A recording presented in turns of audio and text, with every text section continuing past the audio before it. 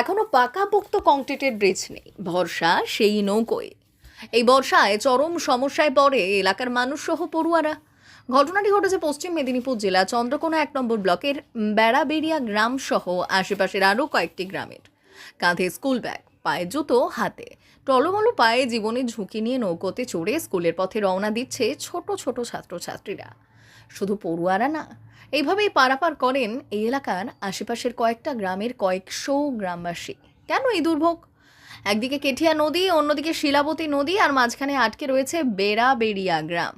গভীর নদী খাত পেরিয়ে নৌকোতেই জীবনের ঝুঁকি নিয়ে ওপারে যেতে হয় গ্রামবাসীদের। দীর্ঘ বাম আমল, 15 বছর তৃণমূল, তবু বদলায়নি সেই ছবি। এখন মানুষ আশায় বুক বেঁধেছে নতুন বিজেপি সরকারের দিকে তাকিয়ে। আমাদের হাট বাজার মাঠ ঘাট সবই এই আর উপরে নির্ভর। এই পারে নাহলে আমরা যাবো কোন দিকে? 100টা ঘর আছে এই পাশে।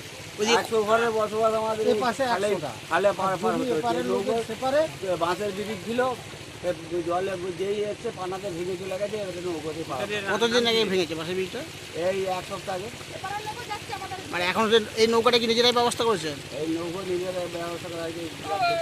কি করবো, কিছু করার আছে, কেমন করে যেতেই হবে। বিপদ হলেও তো আর কি স্কুল স্কুল তো যেতেই হবে, স্কুল না গেলে কি করে পড়াশোনা হবে? না, আর কোনো বিকল্প রাস্তা নেই? বিকল্প রাস্তা কোথায় নেই, শুধু এই রাস্তা মানে এই নৌকা দিয়ে যাতায়াত করতে হয়, দিয়ে যাতায়াত করতে হবে। কিন্তু রাস্তা তো নেই, কাদার উপর দিয়ে নদী পাড় দিয়ে নামাচ্ছে। পড়ে উঠে আসছে, কিছু করার নেই। D news, Chandrakona.